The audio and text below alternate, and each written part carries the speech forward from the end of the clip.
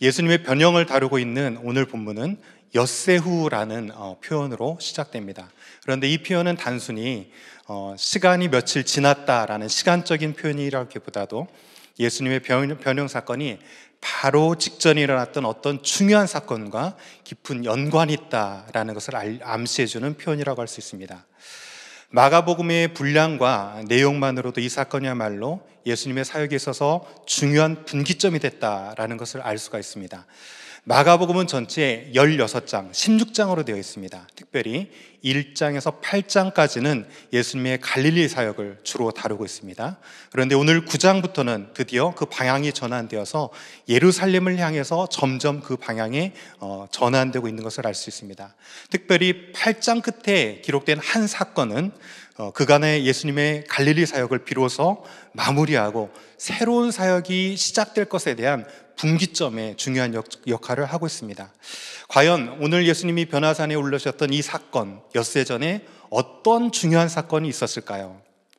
아마 어제 아침에 김한희 목사님 아침 메시지를 들으신 분이라면 바로 아셨을 건데요. 어떤 사건이 있었습니까? 예, 그렇습니다. 주는 그리스도시요 살아계신 하나님의 아들입니다 라고 했던 베드로의 신앙 고백이 있었던 것입니다. 베드로의 신앙 고백이야말로 새로운 교회 시대를 알리는 역사적인 분기점이다라고 할 수 있을 정도로 정말 중요한 사건이었습니다. 그런데 오늘 예수님의 이 변화산 사건은 마가복음뿐만 아니라 누가복음, 마태복음, 즉 공간복음에 모두 공통적으로 기록되고 있는데 예수님이 변형되기까지의 사건의 전개에 있어서도 일치를 보이고 있다는 사실입니다. 즉 베드로의 신앙 고백이 있은 이후에 예수님께서는 장차 많은 고난을 받고 죽임을 당해서 사흘 만에 살아날 것이라는 순환 예고를 처음으로 하셨습니다. 그리고 이 순환 예고가 있은 이후에 바로 이어서 누구든지 나를 따르려거든 자기를 부인하고 제 십자가를 지고 따르라 라고 하는 진정한 제자도에 대한 가르침을 무리와 제자들에게 주셨습니다. 간단히 이제 정리해보면 베드로의 신앙 고백이 먼저 있었습니다. 그리고 그 신앙 고백 이후에 예수님께서는 십자가에서 죽으셨다가 부활하실 것을 처음으로 제자들에게 예고하셨습니다. 그리고 이어서 제자도에 대한 진정한 가르침을 주신 이후에 비로소 오늘 변형되는 사건이 9장으로 이어지고 있다는 사실입니다. 한번 상상해 보십시오. 제자들 가운데 베드로의 입술을 통해서 주는 그리스도시다, 즉 그분은 우리를 구원할 메시아시다라는 고백을 들은 제자들의 마음은 어떻겠습니까? 정말 예수님이 우리가 생각했던 그 메시아가 맞구나라는 이 마음으로 잠시 그들의 심령이 한껏 기대에 부풀었을 것입니다. 그런데 그들의 생각과는 달리 메시아가 오면 가난과 노마의 압제로부터 경제적인 풍요와 정치적인 자유를 줄 것이라는 이런 그들의 생각과 달리 예수님께서는 장차 고난을 많이 받고 죽임을 당할 것이다 라는 말씀을 하셨습니다. 그리고 제자라면, 나를 따르기를 원한다면 각자 자기 십자가를 지고 예수님을 따라 그 운명을 함께 해야 된다고 요구하시는 것입니다. 잠시 부풀었던 제자들의 모든 기대는 산산조각이 나고 아마도 제자들은 예수님은 누구시며 과연 우리가 기다리고 있는 메시아가 맞는가라는 고민과 의문에 휩싸인 채 낙심에 빠졌을 것입니다. 바로 이 시점에 예수님께서는 높은 산에 올라가 변형되시는 사건을 일으키셨다는 사실입니다. 아마도 예수님께서는 이 변화 사건을 통해서 예수님 당신은 누구십니까? 라는 질문을 던지는 자들에게 그 답을 명확히 주셨고, 또한 메시아를 향한 잘못된 기대를 가지고 따르는 무리들과 제자들의 관점을 바로 잡아주셨을 것입니다. 성도 여러분, 예수님은 누구십니까? 여기에 대한 바른 이해를 여러분들은 가지고 바로 신앙 고백하고 계십니까? 예수님은 그리스도시요 하나님의 아들이십니다. 아멘입니까? 예수님이 그리스도시고 하나님의 아들이시라는 이 고백은 바로 예수님은 죄가 없으신 분으로 우리를 죄에서 구원할 분입니다 라는 신앙 고백이시죠. 자, 이런 베드로의 주는 그리스도시다 라는 신앙 고백을 증명해 보이시기 위해서 오늘 예수님께서는 어떻게 하셨습니까? 자, 2절에서 4절까지 이제 오늘 본문으로 들어가서 한번 봅니다. 자, 마가복음 9장 2절에서 4절입니다. 엿새 후에 예수께서 베드로와 야고보와 요한을 데리시고 따로 높은 산에 올라가셨더니 그들 앞에서 변형되사 그 옷이 광채가 나며 세상에서 빨래하는 자가 그렇게 희귀할 수 없을 만큼 많이 희어졌더라. 이에 엘리야가 모세와 함께 그들에게 나타나 예수와 더불어 말하거늘 이라고 기록되어 있습니다. 예수님께서는 세 제자를 선택하셨죠. 베드로와 야고보와 요한을 데리시고 높은 산에 오르셨습니다. 그리고 그분의 얼굴은 해와 같이 빛났고 그 옷은 이전에도 볼 수 없었을 만큼 천상에서나 볼 수 있을 것한 모습으로 희게 변형되셨습니다. 그리고 예수님께서는 율법의 위대한 수여자라고 할 수 있는 모세와 가장 큰 선지자로 알려졌던 엘리야와 더불어 대화를 나누고 계셨습니다. 이런 모습을 본 베드로는 이제 몹시 무서워하고 이제 떨면서 자기가 무슨 말을 하는지도 모르면서 여기가 좋사오니 초막셋을 집시다. 하나는 예수님을 위해서, 하나는 모세를 위해서, 하나는 엘리야를 위해서 집시다라는 횡설수설하는 그런 배경 가운데 있었습니다. 그때 하늘에서 소리가 있으면서 예수님이 누구신가를 분명히 답을 주시고 있습니다. 자, 하늘의 소리는 어떻게 있었습니까? 7절입니다. 7절. 마침 구름이 와서 그들을 덮으며 구름 속에서 소리가 나되 이는 내 사랑하는 아들이니 너희는 그의 말을 들으라 하는지라. 자, 구름, 하늘 속에서는 어떤 소리가 있었습니까? 내 사랑하는 아들이다. 자, 그런데 이 소리로 그쳤지 않고 더불어 어떤 소리가 이어졌습니까? 너희는 그의 말을 들으라 라는 말이 더불어 있었습니다. 자, 여러분 한번 생각해 보십시오. 내가 사랑하는 아들이다 라는 하늘의 음성은 언제 한번 더 있었죠? 예, 그렇습니다. 예수님께서 세례 요한에게 세례를 받으시고 요단강에서 올라오실 때 너는 내 사랑하는 아들이다 라고 하시면서 내가 너를 기뻐한다라는 음성이 있었죠. 이 음성은 바로 내가 너를 기뻐한다라는 말이 보여주는 것처럼 예수님을 향한 음성이었어요. 자, 그런 반면에 오늘 이는 내 사랑하는 아들이니 너희는 그의 말을 들으라 라는 이 변화산의 소리는 너희는 그의 말을 들으라 라는 이 말씀을 비춰볼 때 분명 제자들에게 주신 소리죠. 어떤 음성으로 주셨습니까? 예수, 그는 내가 사랑하는 아들이다 라고 확증시켜 주시는 음성으로 제자들에게 주셨다는 사실입니다. 마치 높은 산에서 있었던 이 하늘 소리는 베드로의 고백, 주는 그리스도시요 살아계신 하나님의 아들입니다라는 이 신앙 고백에 대해서 마치 판결봉을 쾅쾅쾅 내려치듯이 제자들에게 예수님의 신분을 확증시켜 주시는 역할을 했다는 사실입니다.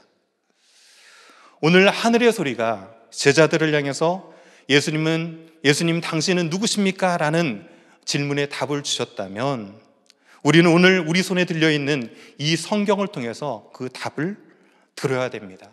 여러분, 성경 말씀을 필 때마다 그 말씀 안에서 예수님은 누구신가라는 질문 가운데 그는 살아계신 하나님의 아들이다라는 음성을 들을 수 있는 축복이 있기를 간절히 소원합니다. 우리가 비록 코로나 사태로 말미암아서 함께 모여서 예배하지는 못하지만 그 어느 때보다 가정에서 우리 자녀들과 많은 시간 말씀을 보고 성경을 필 수 있는 시간이 있을 것입니다. 그 시간마다 하늘에서 음성이 들려지기를, 성령의 감동함으로 들려지기를, 어느 성경을 피든지 간에 그 성경에서 예언됐던 메시아가 예수 그리스도시고 그 살아계신 하나님의 아들이 예수 그리스도시라는 이 복음의 진리를 들으시고 발견하실 수 있는 귀한 축복이 저와 베델의 모든 성도들 가운데 넘쳐나기를 주님의 이름으로 간절히 축원합니다.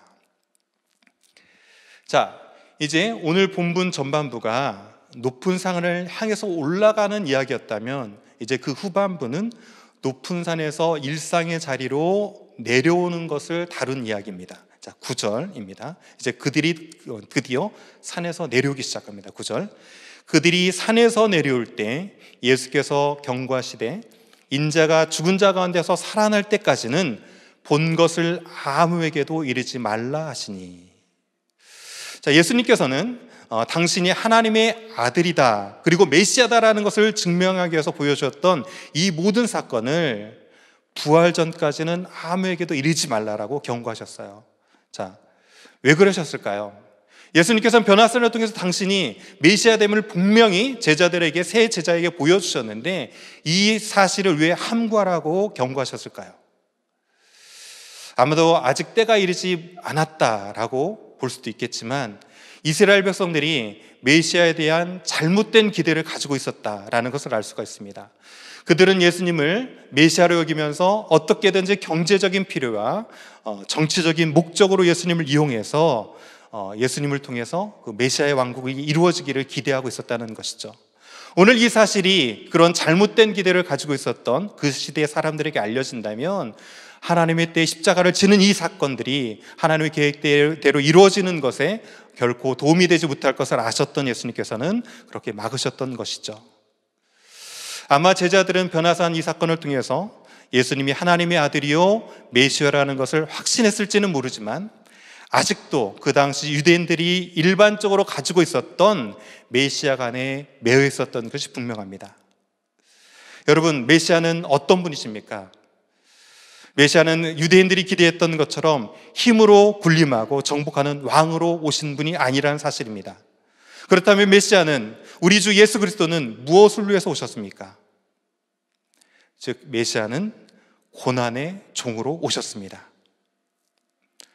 제자들은 장차 죽은 자 가운데서 살아날 것이라는 예수님의 말씀을 마음에 두고 서로 그것이 무엇인가 하여서 의논했습니다. 그리고 비로소 예수님께 질문을 던집니다. 자, 11절 제자들이 예수님을 향해서 던졌던 질문입니다. 이에 예수께 묻자와 이르되 어찌하여 서기관들이 엘리야가 먼저 와야 하리까 하나이다 라는 질문을 던졌어요. 그들이 예수님의 죽으심과 부활에 대한 궁금증이 있었다면 이렇게 질문했어야 되죠. 예수님이 메시아라면 왜 죽어야 됩니까? 아니 도대체 다시 살아난다는 의미는 주님 무엇입니까? 라고 예수님의 죽음과 부활에 대해서 질문하는 것이 당연한데 우리가 느끼기에는 조금 엉뚱한 것 같은 엘리야에 대한 얘기를 갑자기 질문합니다. 제자들은 왜 이렇게 예수님의 죽음과 부활이라는 사건과 관련 없는 것처럼 보이는 엘리야에 대해서 질문했을까요? 그 당시 유대인들은 크고 두려운 날이 이르면 선지자 엘리야를 보내서 그 땅을 회복시키겠다라는 이 말라기서에 근거하여서 메시아가 오시기 전 그 사인으로 반드시 엘리야가 먼저 올 것을 결정적인 증거로 여기고 있었습니다. 자, 이런 점으로 이제 근거해서 제자들의 질문의 의도를 생각해 본다면 이런 것이었습니다. 예수님, 당신 메시아 맞습니까? 라는 의심의 마음이 담겨져 있을 수 있습니다. 자, 왜 그렇습니까? 당신이 메시아라면 방금 우리가 엘리야가 온 것을 봤는데 엘리야는 메시아가 오기 전에 와야 되는 것인데 왜 당신이 메시아임에도 불구하고 그 뒤에 왔습니까? 당신은 메시아 맞습니까? 라는 의도로 질문했을 수도 있습니다. 아니면 최소한 그런 의심이 없었다면 예수님의 메시아됨을 인정하면서 이제 제자들은 엘리야가 출현했다는 이 사실이, 즉 예수님이 메시아로서 본격적인 사역을 시작할 것이라는, 정치적인 구원의 활동이 본격적으로 시작돼야 될 것이라는 의문을 가지고 물었던 거죠. 주님, 이제 메시아로서 본격적으로 이 땅을 회복해야 되지 않습니까? 그런데 예수님이 죽고 부활하신다니요, 도저히 저는 이것을 용납할 수 없습니다 라고 하는 혼란 가운데 빠진 것이죠. 이렇게 의심 내지는 혼란 가운데 빠져있는 제자들에게 예수님께서는 어떻게 답을 주셨습니까? 자, 오늘 본문 9장 12절에서 13절까지 말씀 다 같이 한번 읽어봅니다. 시작. 이르시되 엘리야가 과연 먼저 와서 모든 것을 회복하거니와 어찐 자에 대하여 기록하기를 많은 고난을 받고 멸시를 당하리라 하였느냐. 그러나 내가 너희에게 이르노니 엘리야가 왔을 때 기록된 바와 같이 사람들이 함부로 대우하였느니라 하시니라. 서기관이 말했던 엘리야가 먼저 와야 된다고 하는 이 말은 맞다는 것이죠. 그리고 이미 예언된 엘리야는 왔고 그럼에도 불구하고 사람들이 그를 함부로 대했다라고 얘기합니다. 오늘 이 사건을 동일하게 기록한 마태복음을 보면 예수님이 이렇게 설명하자 이제 그 오리라고 했던 엘리야가 세례 요한이었구나라고 제자들이 깨달았다라는 기록이 있습니다. 하지만 제자들이 세례 요한이 곧 오리라는 엘리야라는 것을 깨달았지만 아직도 알지도 못하고 깨닫지 못하고 있는 영적 무지함이 있는데, 그것이 무엇이냐 하면 메시아로 예언된 인자가 많은 고난을 받고 멸시를 당할 것이라는 기록이 있다라는 사실이에요. 이사야서 53장에 보면 장차 올 종이 고난받을 것에 대한 수많은 기록이 있었습니다. 그럼에도 그 당시 유대인들은 그것이 오실 메시아를 향할 것이다, 메시아가 오면 고난받는 종으로 섬길 것이라는 것은 깨달지 못하는 영적인 무지함이 있었다는 사실입니다. 자, 말씀을 정리해 봅니다. 오늘 마가복음 1장 1절은 이렇게 시작해요. 하나님의 아들 예수 그리스도의 복음의 시작이라 라는 말씀으로 단추를 끼우고 있습니다. 즉 마가복음이 기록된 주된 목적이 무엇이냐면 하나님의 아들 예수 그리스도의 복음을 알리는 것이었어요. 그리고 마가복음 16장 전체 중에서 가장 핵심 구절은 마가복음 10장 45절이라고 얘기합니다. 자, 마가복음 10장 45절이 이제 예수 그리스도의 하나님 되심을 알리는 복음의 핵심으로 어떻게 기록되고 있는지 한번 봅니다. 마가복음 10장 45절 다 같이 찾으셨으면 한번 한 목소리로 읽어봅니다. 시작. 인자가 온 것은 섬김을 받으려 함이 아니라 도리어 섬기려 하고 자기 목숨을 많은 사람의 대속물로 주려 함이니라. 자, 무슨 말씀입니까? 예수님은 메시아로 오셨어요. 하나님의 아들이셨고 그분은 메시아셨습니다. 그런데 그 예수 그리스도의 하나님의 아들 되심과 메시아의 복음을 어떻게 이 땅 가운데 알리시기 위해서 오셨다고요?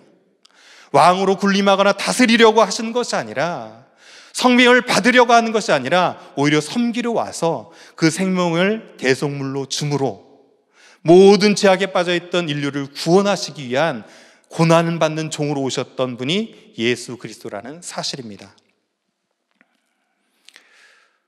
이 아침에 말씀을 접하고 있는 베델의 성도 여러분, 여러분은 예수님을 누구로 고백하십니까? 아니, 여러분은 그 예수님을 어떤 기대를 가지고 따르고 계십니까? 그리고 세상이 우리를 향해서 예수님은 과연 누구십니까? 라고 묻는다면 여러분은 무엇이라 대답하시겠습니까?